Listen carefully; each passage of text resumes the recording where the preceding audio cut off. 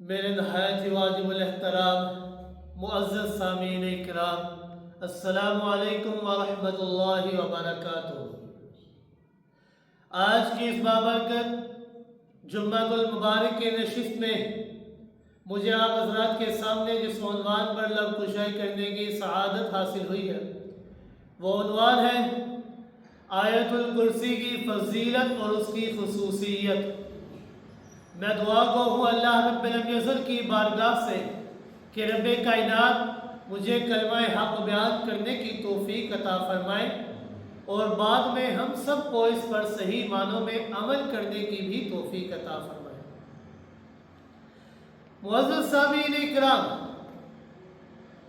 سورہ بقرہ کی آیت نمبر 255 میں نے تلاوت کی ہے، جس کو آیت الکرسی کہا جاتا ہے۔ یہ آیت ایسی آیت ہے جو تقریباً ہر مسلمان کو زبانی یاد ہوا کرتی ہے، اور یہ قرآن مقدس کی مشہور اور معروف آیت ہے۔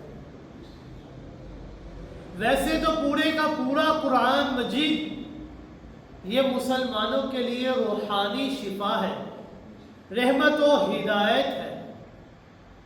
ارشاد خداوندی ہے وَنُنَزِّلُ مِنَ الْقُرْآنِ مَا هُوَ شِفَاءٌ وَرَحْمَةٌ لِّلْمُؤْمِنِينَ کہ ہم نے قرآن مقدس کو اتارا، یہ مومنین کے لیے شفا بھی ہے اور رحمت بھی ہے۔ قرآن مقدس کا ایک ایک جملہ، ایک ایک لفظ یہ ہدایت سے بھرپور اور رحمت سے معمور ہے۔ اللہ تعالیٰ نے اس کے ایک ایک حرف کے پڑھنے پر انسان کو 10 نیکیاں عطا فرمائی۔ الف لام میم یہ ایک حرف نہیں بلکہ 3 حروف ہیں۔ الف لام میم کے پڑھنے پر اللہ رب العزت انسان کو 30 نیکیاں عطا فرمائی۔ لیکن جب ہم دین اور دنیا کی اشیاء کو دیکھتے ہیں تو ہمیں ایک حقیقت نظر آتی ہے کہ اللہ رب العزت نے جتنی بھی اشیاء کو تخلیق فرمایا ہے، اللہ رب العزت نے ان تمام اشیاء کو تخلیق کر کے انہیں بنا کر ان کا ایک سردار مقرر کر دیا، ان کا ایک امام بھی بنا دیا جو ان اشیاء میں سب سے افضل اور اعلیٰ ہے اور بہترین ہے۔ جیسا کہ اللہ رب العزت نے دن بنائے تو دنوں میں اللہ رب العزت نے سید الایام جمعے کے دن کو بنا دیا، رات بنائی تو اللہ رب العزت نے بہترین رات شب قدر کو بنا دیا، مہینے بنائے تو اعلیٰ اور افضل مہینہ رمضان المبارک کا مہینہ قرار دے دیا، مخلوقات بنائی تو تمام مخلوقات میں اشرف المخلوقات انسان کو بنا دیا، پھر انسانوں میں افضل اور اعلیٰ انبیاء اکرام کو بنا دیا، اور پھر ان تمام انبیاء اکرام میں سے جناب محمد رسول اللہ صلی اللہ علیہ وسلم کو اشرف اور اعلیٰ بنا دیا۔ امتیں بنائی تو امتوں میں سب سے اعلیٰ امت اور عظمت یہ امت محمدیہ صلی اللہ علیہ وسلم کو عطا فرمائی۔ صحابہ اکرام کی قدوسی جماعت میں سے افضل اور بہترین سیدنا صدیق اکبر رضی اللہ تعالی عنہ کو بنا دیا۔ فرشتوں کی تخلیق فرمائی تو سیدنا جبریل امین روح الامین کو ان کا سردار بنا دیا۔ آسمان سے کتابیں نازل فرمائی تو قرآن مقدس کو یہ شرف بخشا کہ اس کو تمام آسمانی کتابوں کا سردار بنا دیا۔ قرآن مقدس کی 114 صورتوں میں سے اعظم اور اشرف صورت سورہ اخلاص کو اللہ رب العزت نے یہ شرف بخشا۔ اسی طرح قرآن مجید کے اللہ رب العزت نے جتنی بھی آیات ہیں ان تمام آیات کی سردار آیت الکرسی کو اللہ رب العزت نے بنایا۔ یہ آیت بڑی عظیم ترین آیت ہے، اور اس آیت کو عظیم ترین یہ خود میں نے اپنی طرف سے نہیں کہا، یہ کسی امام کا قول نقل نہیں کیا، نہ ہی کسی مجتہد کا اجتہاد نقل کیا ہے، بلکہ اس آیت کو عظیم ترین آیت خود آقا دو جہاں صلی اللہ علیہ وسلم نے قرار دیا ہے۔ ایک روز امام الانبیاء جناب محمد رسول اللہ صلی اللہ علیہ وسلم نے سیدنا ابی بن کعب رضی اللہ تعالیٰ عنہ سے سوال کیا، اتدری ای آیت من کتاب اللہ معک اعظم، کہ اے ابی کیا تو جانتا ہے کہ کتاب اللہ میں عظیم ترین آیت وہ کون سی آیت ہے؟ حضرت ابی نے ارشاد فرمایا، اللہ و رسولہ اعلم، اللہ اور اس کے رسول وہ بہتر جانتے ہیں۔ اللہ جس نے کتاب کو نازل فرمایا اور رسول اللہ صلی اللہ علیہ وسلم جن کے اوپر یہ کتاب نازل ہوئی وہ زیادہ بہتر جانتے ہیں۔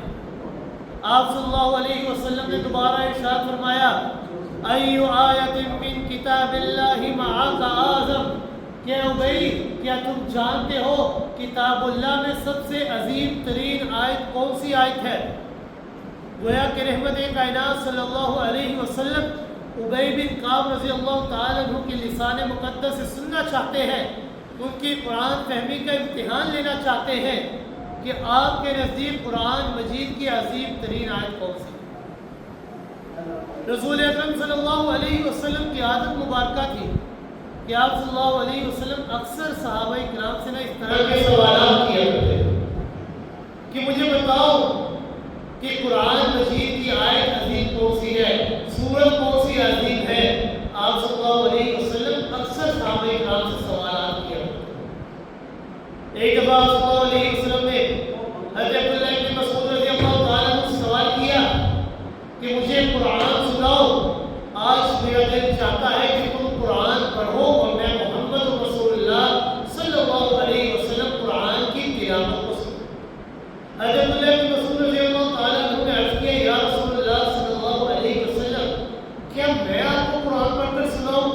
حالانکہ آپ کی ذات گرامی کے اوپر خود قرآن کا نزول ہوا ہے، میں آپ کو کیسے قرآن پڑھ کر سناؤں؟ آپ صلی اللہ علیہ وسلم نے فرمایا، میں چاہتا ہوں، مجھے پسند ہے کہ آپ قرآن پڑھیں اور میں محمد رسول اللہ صلی اللہ علیہ وسلم قرآن کو سنوں۔ حضرت عبداللہ بن مسعود رضی اللہ تعالیٰ عنہ نے سورہ نساء کی آیات تلاوت شروع کی۔ جب اس آیت کے اوپر پہنچے، فَكَيْفَ إِذَا جِئْنَا مِن كُلِّ أُمَّةٍ بِشَهِيدٍ وَجِئْنَا بِكَ عَلَى هَؤُلَاءِ شَهِيدًا، کہ کیا حال ہوگا اس دن جب ہر امت میں سے ایک گواہ اس امت کا پیغمبر لائیں گے اور اس امت پر آپ صلی اللہ علیہ وسلم کو گواہ بنائیں گے۔ آپ صلی اللہ علیہ وسلم نے جب یہ آیت مبارکہ سنی تو ارشاد فرمایا، حسبک الآن، کہ عبداللہ بن مسعود بس بڑا ہو گیا، کافی ہو گیا۔ حضرت عبداللہ بن مسعود رضی اللہ تعالیٰ عنہ نے جب اپنے چہرے کو اٹھایا تو کیا دیکھتے ہیں کہ آپ صلی اللہ علیہ وسلم کی آنکھوں سے آنسو زاروں قطار جائے، آپ کی داڑھی مبارک تر ہو چکی ہے یہ تلاوت سے۔ اسی طرح آپ صلی اللہ علیہ وسلم نے حضرت ابی بن کعب رضی اللہ تعالیٰ عنہ سے سوال فرمایا، اتدری ای آیت من کتاب اللہ معک اعظم، کہ ابی کیا آپ جانتے ہیں کہ قرآن مجید کی اعظم ترین آیت، بہترین آیت، سردار آیت کون سی آیت ہے؟ حضرت اللہ بن ابی رضی اللہ تعالیٰ عنہ نے پھر سے یہی جواب دیا، اللہ و رسولہ اعلم، اللہ اور اس کے رسول بہتر جانتے ہیں، مجھے اس کے بارے میں علم نہیں ہے۔ آپ صلی اللہ علیہ وسلم نے دوبارہ ارشاد فرمایا کہ ابی آپ مجھے بتلاؤ تو صحیح کہ قرآن کی اعظم ترین آیت کون سی آیت ہے؟ آپ صلی اللہ علیہ وسلم نے حضرت عبداللہ بن ابی رضی اللہ تعالیٰ کی قرآن فہمی اور قرات کو سمجھنے کا خود اعتراف فرمایا ہے اور ان کو یہ سند عطا فرمائی ہے، اقرأہ ابی بن کعب، کہ سب سے اچھا پڑھنے والے یہ ابی بن کعب رضی اللہ تعالیٰ عنہ۔ ایک موقع پر آپ صلی اللہ علیہ وسلم نے ارشاد فرمایا، اے ابی ان اللہ امرنی ان اقرأ علیک القرآن، اللہ نے مجھے حکم دیا ہے کہ میں آپ کو قرآن پڑھ کر سناؤں، حتیٰ کہ یہاں تک ان کو اللہ رب العزت نے قرآن کا فہم عطا فرمایا تھا کہ آپ صلی اللہ علیہ وسلم نے جب اپنی آخری زندگی کے اندر رمضان المبارک کے مہینے میں حضرت جبریل علیہ السلام سے قرآن کا 2 مرتبہ دور فرمایا، اسی مہینے کے اندر آپ صلی اللہ علیہ وسلم نے حضرت ابی بن کعب رضی اللہ تعالیٰ عنہ کو بھی قرآن کا دور فرمایا، ان کے ساتھ بھی قرآن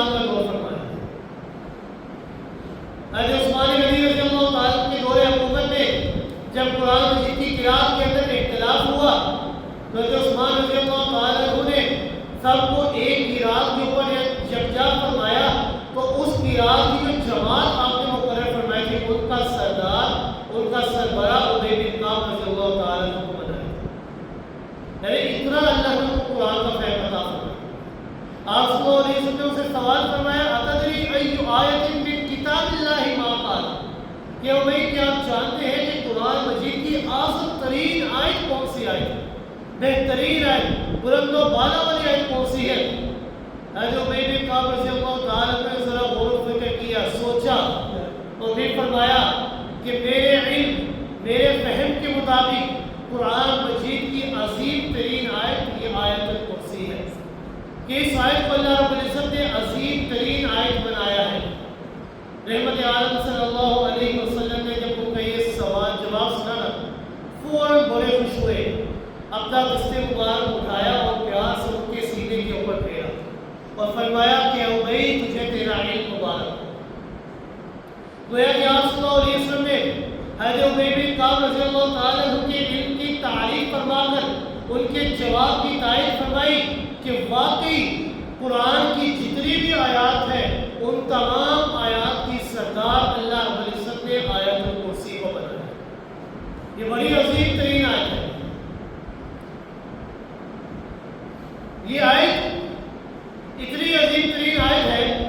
کہ آپ صلی اللہ علیہ وسلم نے اس کی اہمیت کو اجاگر کرتے ہوئے ارشاد فرمایا من قرأ آیت الکرسی فی دبر کل صلاۃ مکتوبۃ لم یمنعہ من دخول الجنۃ الا الموت. کہ جو بندہ ہر فرض نماز کے بعد آیت الکرسی کی تلاوت کرتا ہے اس کے مرنے کے بعد جنت میں داخل ہونے سے اسے کوئی چیز نہیں روک سکتی. یعنی اتنی عظیم ترین آیت ہے کہ آپ فرمائے کہ جب تک انسان اس دنیا کے اندر ہے اور ہر فرض نماز کے بعد آیت الکرسی کو تائید کے ساتھ روزانہ پڑھتا ہے موت کی راہوں سے کوئی جنت کے اندر داخل ہونے سے نہیں ہوتا. یہ موت جب انسان کو آ جائے گی انسان جنت کے اندر داخل ہوگا. لیکن شرط کیا ہے؟ ہر فرض نماز کے بعد آیت الکرسی کو اپنا دستور بنانا, ہر فرض نماز کے بعد آیت الکرسی کی تلاوت. یہ تو آیت الکرسی کی فضیلت تھی. اب اس میں اس آیت کی خصوصیات کیا ہے؟ اس آیت کی سب سے بڑی خصوصیت یہ ہے کہ جب یہ آیت کسی گھر کے اندر پڑھی جاتی ہے تو اس گھر کے اندر شیطان داخل نہیں ہوتا. اگر انسان بستر کے اوپر لیٹتے ہوئے آیت الکرسی کی تلاوت کرتا ہے تو اللہ رب العزت ایک فرشتے کو اس کا محافظ بنا دیتے ہیں جو پوری رات اس کی حفاظت کرتا ہے. ایک حدیث باب میں آتا ہے کہ آپ صلی اللہ علیہ وسلم نے حضرت ابو ہریرہ رضی اللہ تعالیٰ عنہ کو کھجور کے ایک پیڑ کے اوپر نگراں مقرر کیا کہ آپ نے اس کی حفاظت کرنی ہے. ان کو پہرے دار بنایا. رات کو پہرا دے رہے تھے کہ ایک شخص آیا اور ڈھیر میں سے کچھ کھجوریں چوری کرنے کی کوشش کرنے لگا. حضرت ابو ہریرہ رضی اللہ تعالیٰ عنہ نے فوراً اس کو پکڑ لیا اور کہنے لگے کہ میں تجھے صبح آپ صلی اللہ علیہ وسلم کے سامنے پیش کروں گا, پھر وہی تیرے بارے میں فیصلہ کریں گے کہ تیرا کیا کرنا ہے. حضرت ابو ہریرہ رضی اللہ تعالیٰ عنہ فرماتے ہیں کہ وہ شخص میری بڑی محنت کرنے لگا, بڑی سماجت کرنے لگا, انتہائی اجازت کے ساتھ مجھ سے کہنے لگا انی محتاج وعلی عیال ولی حاجت شدید, کہ میں بے روزگار ہوں, بڑا محتاج ہوں, میرے اہل و عیال ہیں, میرے پاس کھانے پینے کی کوئی چیز موجود نہیں ہے, میں بڑا ضرورت مند ہوں. حضرت ابو ہریرہ رضی اللہ تعالیٰ فرماتے ہیں کہ مجھے اس کے اوپر ترس آ گیا, میں نے اس کو چھوڑ دیا. حضرت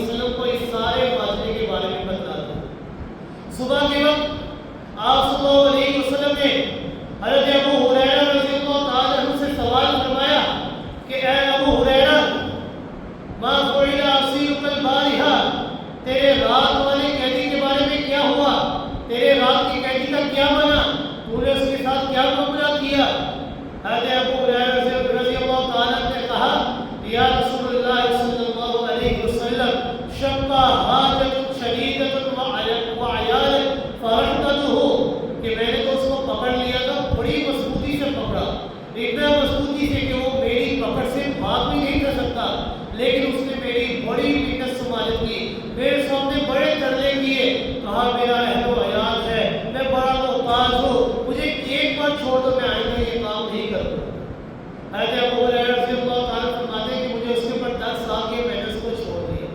آپ صلی اللہ علیہ وسلم نے فرمایا کہ ابو ہریرہ وہ جھوٹ بول رہا تھا، آج رات کو وہ پھر سے دوبارہ آئے۔ حضرت ابو ہریرہ رضی اللہ تعالیٰ فرماتے ہیں کہ جب آپ صلی اللہ علیہ وسلم نے یہ فرمایا نا کہ وہ جھوٹ بول رہا تھا اور رات کو پھر آئے گا، مجھے یقین ہو گیا کہ وہ رات کو دوبارہ ضرور آئے گا۔ یہ صحابہ کرام کا آپ صلی اللہ علیہ وسلم کے اوپر یقین، توکل، بھروسہ تھا کہ آپ نے جو بات کہی ہے وہ جھوٹ نہیں ہو سکتی، وہ حقیقت پر مبنی ہے۔ حضرت ابو ہریرہ رضی اللہ تعالیٰ فرماتے ہیں کہ مجھے یقین تھا کہ وہ ضرور آئے گا، میں تیار ہو کر بیٹھ گیا۔ حضرت ابو ہریرہ رضی اللہ تعالیٰ فرماتے ہیں کہ وہ پھر سے آیا، میں نے اس کو پکڑ لیا، پھر سے وہ میری منت سماجت کرنے لگا، میں نے اس کو پھر چھوڑ دیا۔ اگلے دن فجر کے وقت پھر سے رسول اکرم صلی اللہ علیہ وسلم نے میرے سے سوال کیا، معاف کریگا اسیرک البارحہ، کہ اے ابو ہریرہ رات والے قیدی کے بارے میں آپ کا کیا وعدہ تھا، کیا بنا؟ آپ میرے پاس کو لے کر نہیں گئے۔ حضرت ابو ہریرہ رضی اللہ تعالیٰ فرماتے ہیں کہ اس نے میری اتنی منت سماجت کی کہ مجھے پھر سے ترس آ گیا، میں نے اس کو پھر چھوڑ دیا۔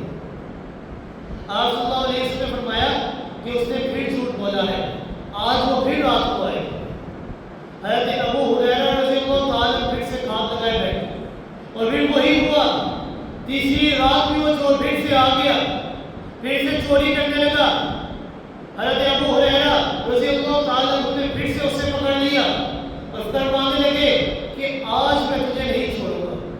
آج میں تجھے قطعاً نہیں چھوڑوں گا، آج چاہے تو جتنی مرضی میری منت سماجت کر لے، میں آج تجھے ہرگز نہیں چھوڑوں گا۔ وہ شخص کہنے لگا کہ اگر آپ مجھے نہیں چھوڑیں گے تو میں آپ کے ساتھ ایک ڈیل بناتا ہوں، ایک بات طے کرتا ہوں کہ آپ کو میں ایک ایسی بات کے بارے میں بتلاؤں گا جو آپ کے لیے دین اور دنیا کے لحاظ سے بڑی ہی فائدہ مند ثابت ہو۔ اگر آپ مجھے چھوڑ دیں تو میں آپ کو اس بات کے بارے میں بتلاؤں گا جو آپ کے لیے دین اور دنیا دونوں کے لحاظ سے بڑی ہی سودمند ثابت ہو۔ صحابہ کرام چونکہ دین کے کاموں میں اور دین کی باتوں میں بڑے ہی حریص تھے۔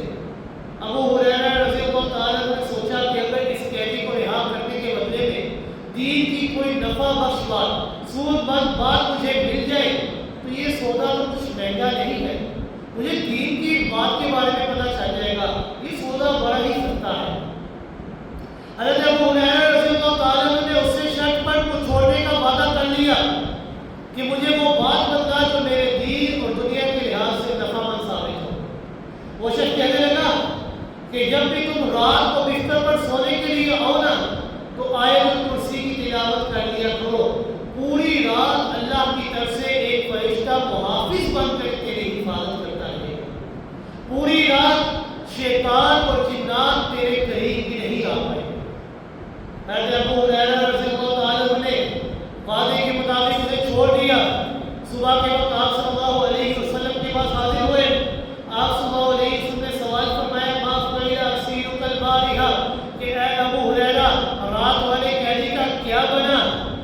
حضرت ابو ہریرہ رضی اللہ تعالیٰ نے سارا واقعہ بیان کیا کہ اس نے دین کے بارے میں ایک نفع مند بات بتلائی تو میں نے اس کو چھوڑ دیا۔ آپ صلی اللہ علیہ وسلم نے سوال فرمایا کہ وہ نفع مند بات کیا تھی؟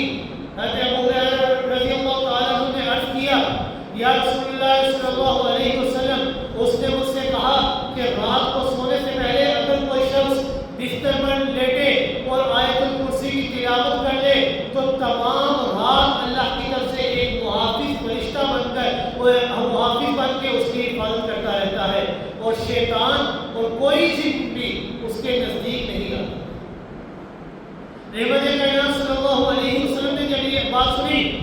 فرمایا، اما انہ صدقک وہو کذوب، ہے تو وہ پڑھلے درجے کا جھوٹا، لیکن جو بات اس نے تجھے بتائی ہے نا وہ بات 100% درست ہے۔ جو بندہ بھی رات کو بستر پر سونے سے پہلے آیت الکرسی کی تلاوت کر لینا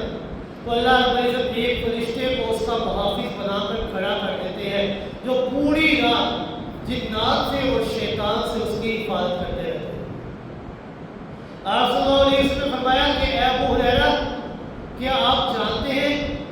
مسلسل 3 راتوں میں آپ کے پاس آنے والا کون تھا؟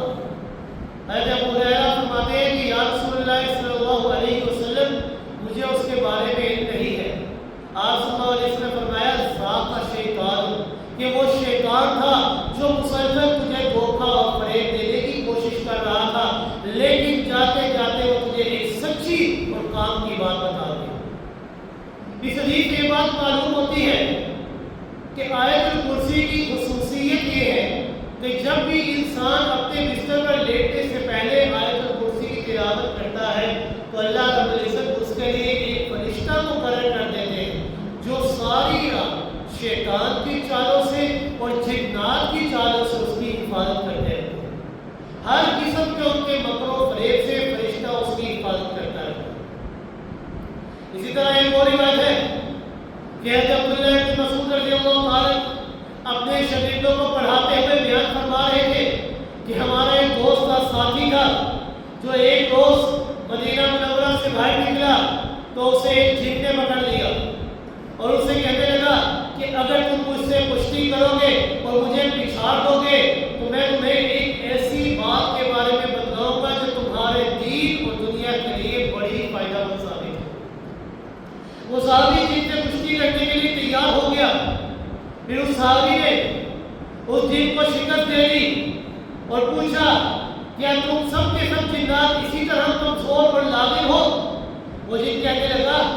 کہ اب نہیں، جنات میں سب سے زیادہ طاقتور میں ہی۔ تو صحابی کہنے لگا کہ اب میں نے تمہیں پچھاڑ دیا ہے، اب وہ کام کی بات مجھے بتلاؤ جو میرے دین اور دنیا کے لیے بڑی فائدہ مند ہے۔ اس نے کہا کہ جو شخص اپنے گھر میں داخل ہوتے ہوئے آیت الکرسی کی تلاوت کر لیتا ہے اس گھر سے شیطان اس طرح بھاگ جاتا ہے جس طرح گدھے کو مارا جائے تو وہ گدھا آواز نکالتے ہوئے بھاگتا ہے۔ اس گھر کی حفاظت کے لیے اللہ کی طرف سے فرشتے مقرر ہو جاتے ہیں جو اس گھر کی حفاظت کرتے ہیں۔ آیت الکرسی کی خصوصیت یہ ہے جب انسان گھر کے اندر داخل ہو آیت الکرسی کی تلاوت کرے اس گھر کے اندر جنات اور شیاطین داخل نہیں ہو سکتے۔ اگر کوئی شخص بستر کے اوپر لیٹنے سے پہلے آیت الکرسی کی تلاوت کرے تو پوری رات اللہ کی طرف سے ایک فرشتہ اس کا محافظ بنا کر اس کے ساتھ سرا کرتی ہے جو شیطان اور ہر قسم کے جنات کے مکر و فریب سے اس کی حفاظت کرتے ہیں۔ حضرت عبداللہ بن مسعود رضی اللہ تعالیٰ عنہ کے شاگردوں نے یہ عجیب اور حیرت انگیز واقعہ سنا تو تجسس ہوا کہ جن کو پچھاڑنے والا قوی بہادر طاقتور کون تھا۔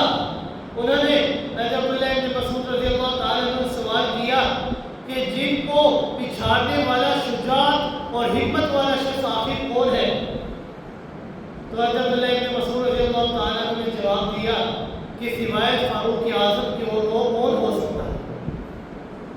میں کہتا ہوں کہ فاروق اعظم یہ بہادر تھے، شجاع تھے، نڈر تھے، جڑی تھے، بے باک تھے، طاقتور تھے، جنہوں نے ایک قوی اور طاقتور جن کو پچھاڑ دیا۔ یہ تو جن تھا جنات کا سردار بھی ابلیس وہ راستہ ہی چھوڑ دیتا ہے کہ جس راستے میں سیدنا فاروق اعظم رضی اللہ تعالیٰ جا رہے ہو یا آ رہے ہیں۔ خود رسول اکرم صلی اللہ علیہ وسلم نے ارشاد فرمایا یا ابن الخطاب ما لقیت الشیطان سالکا فجا قط الا سلک فجا غیر فجکا، کہ ابن خطاب رضی اللہ تعالیٰ آپ جس راستے سے گزر رہے ہو شیطان آپ کو آتے ہوئے یا جاتے ہوئے دیکھ لے، شیطان وہ راستہ ہی چھوڑ دیتا ہے جس راستے میں آپ کو گزر ہو۔ یہ تو آیت الکرسی کی فضیلت اور اس کی خصوصیت کیا ہے کہ جس گھر کے اندر داخل ہوتے ہوئے آیت الکرسی کی تلاوت ہو اس گھر کے اندر شیطان اور جنات کبھی داخل نہیں ہو سکتے۔ رات کو سونے سے پہلے بستر پر لیٹنے سے پہلے اگر انسان آیت الکرسی کی تلاوت کر لے تو اللہ رب العزت ایک فرشتے کو محافظ بنا کر کھڑا کر دیتے ہیں جو پوری رات اس کی حفاظت کرتے رہتے ہیں۔ قرآن مجید کی جو آیت ہے یہ آیت الکرسی یہ بڑی افضل ترین آیت ہے۔ قرآن پاک کے اندر اگر ہم گہرائی سے غور و فکر کریں تو ہمیں یہ حقیقت بہت جلد آپ کے سامنے آ جائے گی کہ قرآن مجید کا ہر آیت کا اپنی پہلی آیت کے ساتھ بہت گہرا تعلق ہوتا ہے، جسے سیاق و سباق کہا جاتا ہے کہ پچھلی آیت اور اگلی آیت ان دونوں کا آپس میں بہت گہرا تعلق ہوتا ہے۔ اسی طرح قرآن کی تمام صورتوں کا بھی ایک دوسرے کے ساتھ بہت ہی گہرا تعلق اور ربط ہے۔ اسی طرح یہ حقیقت بھی ناقابل تردید ہے کہ خداوند قدوس کا طرز کلام قرآن پاک بھی یہ ایک دعویٰ پیش کرتا ہے، اور بھی اس دعوے کو مختلف دلائل کے ساتھ بیان کیا جاتا ہے، مختلف دلائل کے ساتھ منایا جاتا ہے۔ کبھی تو گزشتہ انبیاء کے واقعات اور حالات بیان کر کے سمجھائی جاتی ہے بات، یا کبھی دلائل عقلی پیش کر کے انسان کو بات سمجھائی جاتی ہے، وہ دعویٰ سمجھایا جاتا ہے۔ اگر انبیاء کرام کے واقعات اور حالات بیان کر کے انسان کو بات سمجھائی جائے تو اسے کہا جاتا ہے دلیل نقلی، کہ یہ بات نقل ہوتے ہوئی آ رہی ہے، ان کے ذریعے یہ بات ثابت ہے۔ اگر عقل کے ذریعے بات سمجھائی جائے تو اسے کہتے ہیں دلیل عقلی۔ آیت الکرسی کے اندر بھی اللہ رب العزت نے ایک دعویٰ کیا ہے، اور پھر اس کے اوپر اللہ رب العزت نے اپنے دلائل پیش کیے۔ اللہ رب العزت کا دستور یہ ہے کہ اللہ رب العزت کسی سے کوئی بات زور زبردستی نہیں منواتا، بلکہ دلائل دے کر انسان اپنی رضامندی سے اللہ کا وہ دعویٰ مانتا ہے۔ یہ جو آیت ہے آیت الکرسی، سورہ بقرہ کی آیت نمبر 255، اس آیت کے اندر اللہ رب العزت نے ایک دعویٰ کیا ہے اور 7 دلائل اللہ رب العزت نے پیش کیا۔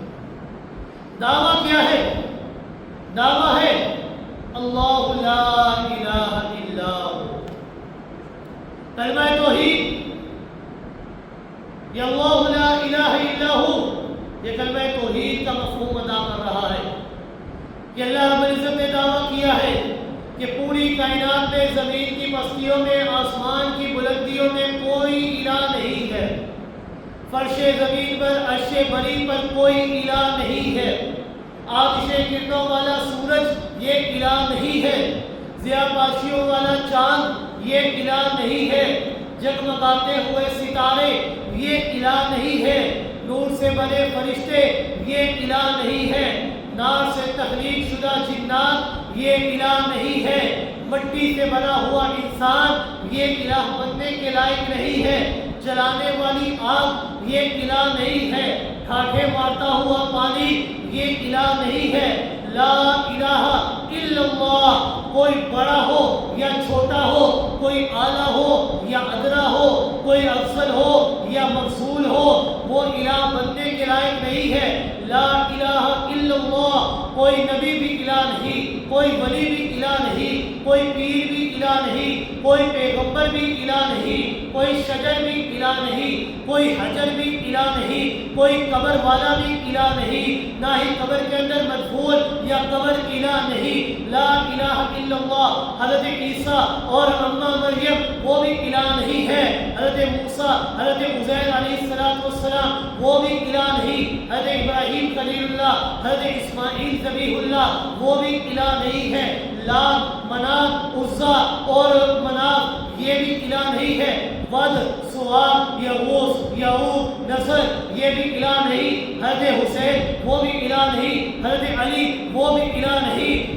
لا الہ الا اللہ، ساری کائنات میں اشرف المخلوقات، تمام انبیاء میں جن کو اللہ رب العزت نے سردار بنایا، جناب محمد رسول اللہ صلی اللہ علیہ وسلم وہ بھی الہ نہیں ہے۔ اگر کوئی الہ ہے تو وہ کوئی نہیں الا اللہ، صرف اور صرف اکیلا اللہ ہے، اور کوئی الہ نہیں ہے۔ چاہے کوئی نبی ہو، ولی ہو، غوث ہو، قطب ہو، ابدال ہو، یہ سارے مل کر بھی اللہ کا مقابلہ نہیں کر سکتے۔ لا الہ الا اللہ، یہ لا والنا اتنی سخت ہے کہ اس نے ہر چیز کو کاٹ کر رکھ دیا۔ لا کوئی نہیں ہے الا اللہ، اگر نہ ہوتا تو اللہ کو بھی یہ لا نہ چھوڑ۔ اللہ رب العزت نے صاف صاف بیان فرمایا لا کوئی نہیں، سیرے سے ہر چیز کو اللہ نے ختم کر دیا۔ پھر اللہ رب العزت نے وضاحت فرمائی الا اللہ، کہ کوئی نہیں ہے مگر اللہ ہے۔ اللہ رب العزت نے آیت الکرسی کے اندر دعویٰ پیش کیا کہ اللہ کے علاوہ کوئی معبود نہیں، وہ معبود برحق ہے۔ انسان اپنی جھولیاں جس کے سامنے پھیلائے وہ اکیلا اللہ ہے،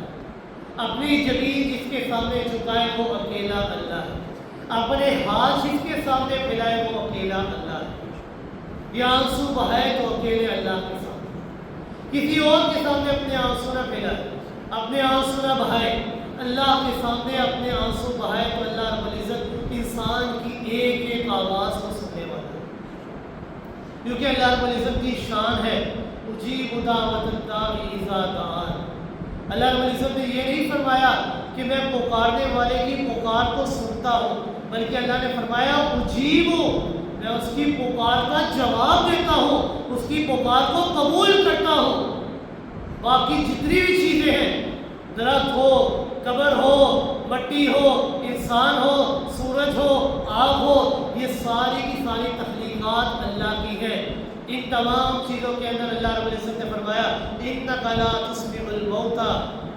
وَلَا تُسْمِعُ صُمَّ الدُّعَاء، کہ آپ ان کی پکار کو، ان کو پکار نہیں سنا سکتے، وہ آپ کی پکار کو نہیں سن سکتے۔ اللہ کی شان ہے کہ وہ پکار کو سننے والا نہیں بلکہ اس کی پکار کو قبول کرنے والا۔ اللہ نے آیت الکرسی کے اندر دعویٰ کیا اللہ لا الہ الا ہو، کوئی نہیں سوائے اللہ کے۔ پھر اس دعوے کو ثابت کرنے کے لیے اللہ رب العزت نے کوئی زور زبردستی نہیں کی، بلکہ اللہ رب العزت نے اپنے اس دعوے کو منوانے کے لیے اپنے دلائل پیش کیے۔ زبردستی کرنا ہوتی تو یہاں پر ثابت ہوتا کہ اللہ رب العزت فرماتے کہ میرے اس دعوے کو مان لو ورنہ میں تمہیں عذاب کے اندر مبتلا کر دوں، میں تمہارا خالق ہوں، میں نے تمہیں پیدا کیا ہے، میرے اس دعوے کو مانو، میں تمہارا رازق ہوں، میرے اس دعوے کو مانو۔ اللہ نے کوئی زور زبردستی نہیں کی، بلکہ اللہ نے دلائل دے کر سمجھایا ہے کہ تم نے اس دعوے کو کیوں ماننا ہے۔ اللہ نے وجہ پیش کی کہ اس دعوے کو میں زور زبردستی نہیں بنوا رہا بلکہ تم خود مانو گے، اور دلائل اللہ پیش کر رہے ہیں۔ اللہ نے پہلی دلیل پیش کی اللہ لا الہ الا ہو، اللہ کے علاوہ کوئی معبود برحق نہیں، وہ اکیلا وحدہ لا شریک ذات ہے۔ کیوں وہ اکیلا ہے؟ الحی القیوم، اس لیے کہ وہ اللہ کی ذات ایسا زندہ رہنے والی ذات ہے کہ جس کے اوپر کبھی موت نہیں ہے۔ اللہ کی ذات کے سوا ہر چیز کے اوپر موت نے وارد ہو جانا ہے، اور جس کے اوپر موت آ جائے وہ الہ بننے کے لائق نہیں ہو سکتی۔ اللہ رب العزت نے قرآن مقدس کے اندر ارشاد فرمایا کل من علیہا فان ویبقى وجہ ربک ذو الجلال والاکرام، ہر شے نے فنا ہو جانا ہے، اگر باقی رہنا ہے تو صرف اور صرف اکیلے اللہ کی ذات نے باقی رہنا ہے، اور کسی نے باقی نہیں رہنا۔ فی الحال آپ اتنی بات ذہن میں رکھیں کہ اللہ تعالیٰ اس لیے الہ ہے کہ وہ ہمیشہ سے تھے، ہمیشہ سے ہیں اور ہمیشہ رہیں گے۔ وہ ایسا زندہ ہے کہ جس کے اوپر کبھی فنا اور موت نے نہیں آنا، اور وہ خود بخود قائم ہے، اس کو قائم ہونے کے لیے کسی کے سہارے کی ضرورت نہیں، کسی کے سپورٹ کی ضرورت نہیں ہے، وہ اکیلا خود بخود قائم ہے، بلکہ یہ ساری کائنات اگر قائم ہے تو اللہ رب العزت نے قائم رکھا۔ اللہ رب العزت نے ارشاد فرمایا اللہ لا الہ الا ہو، اللہ کے علاوہ کوئی معبود برحق نہیں۔ کیوں؟ الحی القیوم، پہلی دلیل پیش کی کہ اللہ کے علاوہ کوئی زندہ رہنے والا نہیں، وہ اکیلا زندہ رہنے والا۔ انسان ہو یا جنات، فرشتے ہو یا جاندار اشیاء، حشرات الارض ہو، حتیٰ کہ ملک الموت، اس نے بھی موت سے مستثنا نہیں ہے۔ ملک الموت حضرت اسرائیل علیہ السلام کے اوپر بھی موت نے آ جانا، حتیٰ کہ جب جنتی جنت کے اندر داخل ہو جائیں گے، جہنمی جہنم کے اندر داخل ہو جائیں گے، تو اللہ رب العزت موت کو ایک مینڈے کی شکل میں ان کے سامنے پیش کریں گے اور اس کے اوپر اس کو ذبح کریں گے اور فرمائیں گے آج موت کے اوپر بھی موت آ گئی، آج کے بعد موت نہیں ہے۔ اللہ رب العزت نے پہلی دلیل پیش کی کہ معبود اکیلا اللہ کیوں ہے، الحی القیوم، کیونکہ وہ ہمیشہ سے زندہ تھا، ہمیشہ سے زندہ ہے اور ہمیشہ زندہ رہے گا۔ اس کائنات کے اندر کوئی بھی چیز ہے یہ اللہ کی پیدا کرتا چیز ہے اور کسی میں ہمیشہ زندہ نہیں رہتا۔ اللہ رب العزت نے دعویٰ پیش کیا کہ اللہ کے علاوہ کوئی معبود نہیں۔ پہلی دلیل کیونکہ وہ ہمیشہ سے زندہ تھا، ہمیشہ سے زندہ ہے، ہمیشہ زندہ رہے گا۔ دوسری دلیل پیش کی لا تأخذہ سنۃ ولا نوم، کہ وہ ذات ایسی ذات ہے جسے نیند تو کیا اسے اونگ بھی نہیں آتی، اور جسے نیند آ جائے اسے تو اپنے پاس کے حالات کی خبر نہیں ہوتی کہ میرے پاس کیا چل رہا ہے، اسے اس ساری کائنات کی کیا خبر ہوگی۔ اللہ کی ذات وہ ایسی ذات ہے کہ جسے نہ نیند آتی ہے اور نہ ہی اونگ آتی ہے۔ یہ دنیا کے جتنے بھی دربار ہیں، جتنے بھی لوگوں کے پاس انسان مدد کے لیے جاتے ہیں، ان کے لیے وقت مقرر کیے جاتے ہیں کہ صبح سے لے کے یہاں تک کا وقت ہے، آپ اس دوران آ جائیں اور آپ پیر صاحب سے ملاقات کر لیں۔ لیکن اللہ کا در یہ ایک ایسا در ہے جہاں پر صبح شام نہیں دیکھی جاتی، جہاں پر دن رات نہیں دیکھا جاتا، جہاں پر سردی گرمی نہیں دیکھی جاتی، جہاں پر روشنی اندھیرا نہیں دیکھا جاتا، وہاں پر دیکھی جاتی ہے تو مانگنے والے کی پکار دیکھی جاتی ہے کہ وہ کس لحاظ سے مجھے اللہ کو پکار رہا ہے۔ انسان اللہ کو پکارے، اللہ رب العزت اس کی پکار کو سنے، کیونکہ اللہ کی ذات یہ ہے جو ہر لمحہ انسان کی پکار کو سننے کے لیے تیار ہے اور اس کی ایک ایک دعا کو قبول کرنے کے لیے تیار ہے۔ اللہ رب العزت نے دعویٰ پیش کیا کہ اللہ کے علاوہ کوئی معبود نہیں، وہ اکیلا وحدہ لا شریک ہے، کیونکہ وہ ہمیشہ سے زندہ ہے اور ہمیشہ زندہ رہے گا، اسے نیند تو کیا اسے اونگ بھی نہیں آ سکتی۔ تیسری دلیل پیش کی لہو ما فی السماوات و ما فی الارض، اس آسمان و زمین میں جو کچھ بھی ہے، آسمان و زمین کے درمیان کیا، آسمان سے اوپر کیا، زمین سے نیچے کیا، جتنی بھی چیزیں ہیں یہ ساری کی ساری ان کے اوپر اختیار، طاقت، تصرف اگر کسی کا ہے تو صرف اور صرف اکیلے اللہ کا ہے اور کسی کا نہیں ہے۔ چوتھی دلیل من ذا الذی یشفع عندہ الا بإذنہ، کون ہے اللہ کے پاس کہ جا کر وہاں پر کسی اور کی سفارش کرے، اللہ کی اذن کے بغیر کوئی انسان اپنی زبان سے ایک جملہ بھی نہیں نکالتا۔ پانچویں دلیل یعلم ما بین ایدیہم وما خلفہم، کہ اللہ کی علم کی وسعت اس قدر زیادہ ہے، اس قدر زیادہ ہے کہ وہ دنیا کے حالات کے بارے میں ایک ایک لمحے کی خبر اس کے پاس موجود ہے، کہ جو کچھ ہونا تھا، جو کچھ ہو رہا ہے اور جو کچھ آگے ہوگا، ایک ایک لمحے کی خبر اللہ کے پاس موجود ہے۔ کائنات کی کوئی چھوٹی سے چھوٹی چیز ہو، درخت کا پتا ہو، ریت کا ذرہ ہو، سمندر کا قطرہ ہو، گھاس کا تنکا ہو، بارش کی بوند ہو، کوئی بھی چیز ہو، اللہ کے علم سے کوئی بھی چیز باہر نہیں ہے۔ اللہ تعالیٰ فرماتے ہیں کہ جب درخت کا پتا زمین پر گرتا ہے، مجھے تو اس بارے میں بھی علم ہے کہ اس پتے نے ہوا سے کتنی کروٹیں بدلنی ہیں، مجھے تو اس کے بارے میں بھی علم ہے۔ یہ اللہ کے علم کی وسعت ہے۔ پھر اللہ رب العزت نے اس دلیل کا منفی پہلو پیش کیا وَلَا يُحِيطُونَ بِشَيْءٍ مِّنْ عِلْمِهِ إِلَّا بِمَا شَاءَ، کہ جب سارے کا سارا علم اللہ کے پاس ہے تو انسان کے پاس جو علم ہے وہی علم ہوگا جو اللہ اس کو عطا کرے۔ اگر اللہ نہ عطا فرماتے تو انسان کے پاس علم نہ ہوتا، انسان کی بات سوچنے سمجھ کی صلاحیت نہ ہوتی، یہ اللہ نے انسان کو عطا فرمائی ہے اور انسان کے پاس اتنا ہی علم ہے جتنی اللہ نے اس کو طاقت اختیار کیا ہے۔ ساتویں دلیل اللہ نے پیش کی وَهُوَ الْعَلِيُّ الْعَظِيمُ، وہ بلند و بالا ہے، عظمت و والا ہے، اس سے بڑھ کر اس سے اعلیٰ اور کوئی نہیں ہو سکتا۔ یہ دعویٰ یہ کوئی معمولی دعویٰ نہیں ہے بلکہ عظیم ترین دعویٰ ہے۔ لا الہ الا اللہ، اللہ کے علاوہ کوئی معبود نہیں، یہ ایک ایسا کلمہ ہے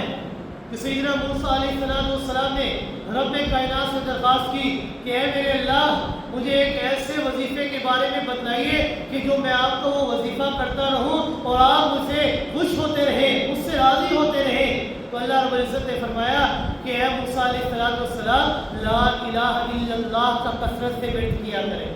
سیدنا موسیٰ علیہ السلام نے فرمایا کہ اے اللہ، یہ ورد تو آپ کی ساری مخلوق کرتی ہے کیونکہ آپ کی علاوہ تو معبود کوئی نہیں ہے، میں اپنے لیے کوئی خاص وظیفے کا متلاشی ہوں کہ آپ مجھے کوئی خاص وظیفہ بتلائے جو صرف میری ذات کے ساتھ خاص ہو۔ تو اللہ رب العزت نے فرمایا کہ اے موسیٰ، یہ کلمے کے اندر اتنی طاقت ہے، اس ورد کے اندر اتنی طاقت ہے کہ ساتوں آسمان، ساتوں زمینیں ترازو کے ایک پلڑے میں رکھ دی جائے۔ ایک روایت میں آتا ہے آسمانوں کے اندر جو کچھ ہے اور زمین کے اندر، زمین کی تہ کے اندر جو کچھ ہے، ان ساری چیزوں کو اکٹھا کر کے ترازو کے ایک پلڑے میں رکھ دیا جائے اور لا الہ الا اللہ کو ایک کاغذ کے ورقے کے اوپر لکھ کر دوسرے پلڑے میں رکھ دیا جائے تو یہ لا الہ الا اللہ کا پڑھنا بھاری ہو، یہ اتنا بھاری کلمہ ہے۔ اور جب انسان اس کلمے کو صحیح معنوں میں پڑھتا ہے تو اللہ رب العزت انسان کے گناہوں کو معاف فرما دیتا ہے۔ اب ذرا سوچئے کہ جب بھی کوئی کافر کلمہ توحید لا الہ الا اللہ محمد رسول اللہ کا اقرار کرتا ہے تو اس نے اپنی زندگی کے اندر جتنے بھی گناہ کیے ہوتے ہیں، جتنی بھی اس سے خطائیں ہوا ہوتی ہیں، اللہ رب العزت اس ایک کلمے کے پڑھنے کی وجہ سے اس کے تمام گناہوں کو معاف فرما دیتا ہے۔ اب گناہ کی گندگیوں کو بھی اللہ رب العزت اس ایک کلمے کی وجہ سے معاف فرما دیتا ہے کہ آپ صلی اللہ علیہ وسلم نے فرمایا ما من عبد قال لا الہ الا اللہ فی ساعۃ من لیل ونہار الا طمست فی الصحیفۃ من السیئات حتی تسکن الی مثلها من الحسنات، کہ جب بھی کوئی بندہ دن رات کے کسی بھی وقت کے اندر لا الہ الا اللہ محمد رسول اللہ کو پڑھتا ہے تو اللہ رب العزت اس ایک کلمے کو پڑھ لینے کی وجہ سے اس کے سارے گناہوں کو معاف کر دیتے ہیں، اور سے معاف ہی نہیں فرماتے حتی تسکن الی مثلها من الحسنات، اللہ رب العزت اس کے گناہوں کو بھی نیکیوں میں تبدیل فرما دیتے ہیں۔ اور یہ کلمہ اتنا طاقتور کلمہ ہے کہ شیطان بھی اپنے آپ کو ذلیل و رسوا کر بیٹھتا ہے، اپنے آپ کو یہاں تک کہہ بیٹھتا ہے کہ میری ساری پلاننگ یہ ساری کی ساری دھری کی دھری رہتی ہے۔ شیطان انسان کو گناہوں کے اندر پھنسانے کی کوشش کرتا ہے، انسان گناہ کرتا ہے، لیکن جب انسان سچے دل سے توبہ کرتا ہے اور لا الہ الا اللہ کا اقرار کرتا ہے تو آپ صلی اللہ علیہ وسلم نے فرمایا اہلکت الناس بالذنوب واہلکونی بلا الہ الا اللہ والاستغفار، کہ شیطان انسان کو گناہوں کے گردن میں پھنسا کر اسے ہلاکت کی طرف گھسا دیتا ہے، ہلاکت کے جال کے اندر پھنسا دیتا ہے، لیکن جب انسان سچے دل سے لا الہ الا اللہ کا ورد کرتا ہے اور استغفار کرتا ہے تو اللہ رب العزت انسان کے اس ورد اور اس استغفار کی وجہ سے اس کے تمام تر گناہوں کو معاف فرما دیتا ہے۔ سیدنا صدیق اکبر رضی اللہ تعالی آپ صلی اللہ علیہ وسلم کے بعد تشریف لے کر آئے، آپ صلی اللہ علیہ وسلم نے ان کو دیکھا کہ آپ بڑے غمزدہ بڑے پریشان تھے۔ آپ صلی اللہ علیہ وسلم نے فرمایا کہ صدیق اکبر رضی اللہ تعالی آپ افسردہ پریشان کیوں ہیں؟ عرض کیا یا رسول اللہ صلی اللہ علیہ وسلم گزشتہ رات میں اپنے چچا زاد بھائی کے پاس تھا اور ان کے بعد آخری وقت تھا، نزع کا عالم تھا، بس یہ کیفیت بار بار میرے سامنے آ رہی تھی تو طبیعت بڑی پریشان ہو رہی تھی۔ رحمت عالم صلی اللہ علیہ وسلم نے فرمایا کہ اے ابو بکر کیا تم نے اس آخری وقت میں اپنے چچا زاد بھائی کو کلمہ لا الہ الا اللہ کے پڑھنے کی تلقین نہیں کی؟ انہوں نے عرض کیا یا رسول اللہ صلی اللہ علیہ وسلم میں نے انہیں تلقین کی تھی، میں نے انہیں کلمہ پڑھنے کی تلقین کی۔ یہ بات یاد رکھیے گا، تلقین کرنے کا مفہوم یہ نہیں ہے کہ آپ مرنے والے کو بار بار یہ کہیں کہ کلمے کو پڑھو، کہ جب انسان کے اوپر نزع کا عالم شروع ہو جاتا ہے تو انسان کی طبیعت کے اندر چڑچڑا پن آ جاتا ہے، جب انسان بیمار ہو اس کی طبیعت کے اندر چڑچڑا پن آ جاتا ہے، انسان یہ سوچتا ہے کہ بس خاموشی مجھے چاہیے، کوئی بندہ کوئی بات نہ کہے۔ جب انسان کے اوپر نزع کا عالم شروع ہو جائے تو آپ صلی اللہ علیہ وسلم نے فرمایا اسے کلمے کی تلقین کرو۔ تلقین کرنے کا مطلب یہ نہیں کہ اس سے کہو کہ کلمہ پڑھے، بلکہ آہستہ آواز میں اس کے پاس بیٹھ کر کلمے کا ورد کرتے رہو، آہستہ آہستہ وہ خود بخود ہی کلمہ پڑھے۔ تلقین کا مطلب ہے اس سے نہ کہو بلکہ کلمے کا ورد کرو اور وہ خود بخود پڑھے۔ سیدنا صدیق اکبر رضی اللہ تعالیٰ عرض کرتے ہیں یا رسول اللہ صلی اللہ علیہ وسلم میں نے اسے کلمہ پڑھنے کی تلقین کی۔ آپ صلی اللہ علیہ وسلم نے فرمایا کہ پھر کیا انہوں نے کلمہ پڑھ لیا؟ عرض کیا یا رسول اللہ صلی اللہ علیہ وسلم جی ہاں انہوں نے کلمہ پڑھ لیا تھا۔ تو آپ صلی اللہ علیہ وسلم نے فرمایا واجبت لہ الجنہ، ان کے لیے جنت واجب ہو گئی۔ سیدنا صدیق اکبر رضی اللہ تعالیٰ نے عرض کیا یا رسول اللہ صلی اللہ علیہ وسلم کیف ہی للاحیاء، زندہ لوگ اگر اس کلمے کو پڑھیں، روزانہ کی اپنی روٹین بنا لیں، اس کلمے کو پڑھیں تو یہ زندہ کلمہ زندہ لوگوں کے لیے کیسا ہوگا، ان کے حالات کے بارے میں کیا ہوگا، ان کے گناہوں کے بارے میں کیا ہوگا۔ تو سرکار دو عالم صلی اللہ علیہ وسلم نے فرمایا ہی اہدم لذنوبہم ہی اہدم لذنوبہم، 2 مرتبہ جملہ ارشاد فرمایا ہی اہدم لذنوبہم، یہ کلمہ اپنے پڑھنے والوں کے گناہوں کا کفارہ بن جائے گا، اور صرف کفارہ ہی نہیں بنے گا بلکہ جتنے سیئات اس نے پہلے کر دیے تھے وہ سارے سیئات حسنات کے اندر تبدیل ہو جائیں گے، جتنے گناہ ہوئے تھے اللہ ان گناہوں کو تبدیل فرما کر نیکیوں کے اندر تبدیل فرما دے۔ تو یہ آیت الکرسی، اس کے اندر اللہ نے ایک دعویٰ پیش کیا، اس دعوے کو منوانے کے لیے اللہ نے 7 دلائل پیش کیے۔ دعویٰ کیا ہے؟ لا الہ الا اللہ، اللہ کے علاوہ کوئی معبود نہیں ہے۔ اور جو بندہ آیت الکرسی کو اپنی روز مرہ کی روٹین کے اندر شامل اور روٹین بنا لیتا ہے تو ایسے بندے کی حفاظت کے لیے اللہ فرشتوں کو مقرر کر دیا کرتے ہیں۔ آپ صلی اللہ علیہ وسلم نے فرمایا کہ جو بندہ بستر پر لیٹنے سے پہلے آیت الکرسی کی تلاوت کر لیتا ہے تو ساری رات اللہ رب العزت ایک فرشتے کو اس کا محافظ بنا کر کھڑا کر دیتے ہیں، اور جو بندہ اپنے گھر کے اندر داخل ہونے سے پہلے آیت الکرسی کی تلاوت کر لیتا ہے اس گھر کے اندر شیطان اور جنات کبھی داخل نہیں ہو سکتے، ان کی حفاظت کے لیے اللہ فرشتوں کی ایک جماعت کو مقرر کر دیتے ہیں۔ تو جو بندہ اس کو اپنی روٹین بنا لیتا ہے تو اللہ رب العزت اس کی حفاظت کے لیے فرشتوں کی ایک جماعت کو مقرر کر دیتے ہیں۔ اللہ رب العزت سے دعا ہے کہ اللہ رب العزت ہمیں عمل کرنے کی توفیق